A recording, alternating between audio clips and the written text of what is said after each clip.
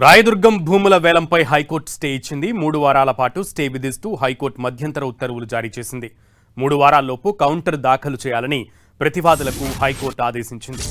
రాయదుర్గంలో ఇటీవల ఎకరం 237 కోట్ల రికార్డు ధర పలికిన 6.29 ఎకరాల భూమిలో 5 ఎకరాలు తమవేనని స్టేట్ బ్యాంక్ ఆఫ్ ఇండియా తెలిపింది. గతంలో తమకు అమ్మిన భూమిని తమకు చెప్పకుండా రాష్ట్ర ప్రభుత్వం ఎలా వేలం వేస్తుందంటూ హైకోర్టును ఆశ్రయించింది. వేలం ఆపాలని గతంలో దాఖలు చేసిన పిటిషన్తో పాటు మొత్తం 3 వేరువేరు పిటిషన్లు వేసింది. వీటిపై విచారణ జరిపిన కోర్టు వేలంపై 3 వారాల స్టే విధించింది.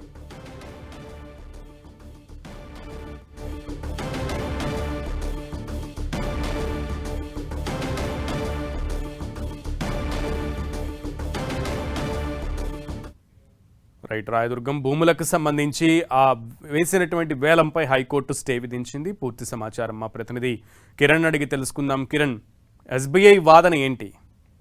సునీల్, రాయదుర్గం భూముల వేలంపై తెలంగాణ హైకోర్టు స్టే విధించింది. 3 వారాల పాటు స్టే విధిస్తూ ఉత్తర్వులు కూడా జారీ చేసింది. 3 వారాలలోపు కౌంటర్ దాఖలు చేయాలంటూ కూడా ప్రతివాదులకు ఆదేశాలు ఇచ్చింది హైకోర్టు. అయితే ఈ కేసుకు సంబంధించి కూడా ఈ రోజు ఉదయం అంటే మధ్యాహ్నం 2 గంటల ప్రాంతంలో కూడా వాదనలు ప్రారంభమయ్యాయి. ఇక ప్రభుత్వం తరఫున సీనియర్ న్యాయవాది నిరంజన్ రెడ్డి కూడా ఈ ల్యాండ్ కు సంబంధించి కావచ్చు, ఎస్బీఐకి దగ్గర నుంచి ప్రభుత్వం ఎప్పుడు కొనుగోలు చేసింది ఏంటన్న వివరాలకు సంబంధించి కూడా పూర్తిగా వివరించే ప్రయత్నం చేశారు. ఇక దీనికి సంబంధించి ఎస్బీఐ దగ్గర నుంచి ప్రభుత్వం ల్యాండ్ తీసుకునేందుకు ఓకే చెప్పింది. ఆ తర్వాత ఎస్బీఐ కూడా దానికి ఒప్పుకుంది. ఎస్బీఐకి మరో దగ్గర ల్యాండ్ ఇచ్చేందుకు కూడా ప్రభుత్వం రెడీ అయిన నేపథ్యంలో దానికి కూడా ఎస్బీఐ వర్గాలు అగ్రి అయినట్లుగా తన వాదనలు వినిపించారు. దీనికి సంబంధించి పూర్తి స్థాయిలో చాలా అంటే ప్రభుత్వం తరఫున ఇటు అదే ఎస్బీఐ సంబంధించిన న్యాయవాది కూడా వాదన వినిపించిన తర్వాత ఇక మరొక వైపు 237 కోట్లు ఎకరానికి చెల్లించి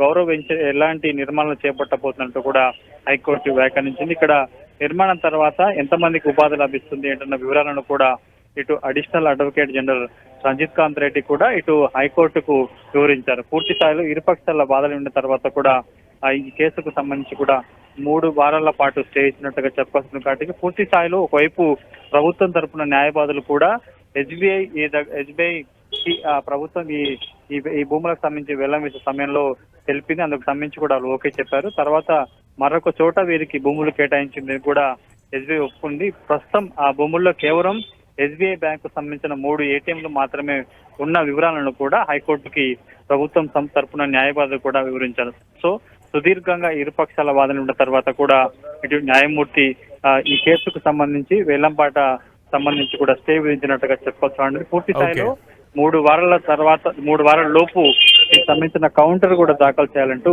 ఆదేశాలు జారీ చేశారు. ఓకే కిరణ్.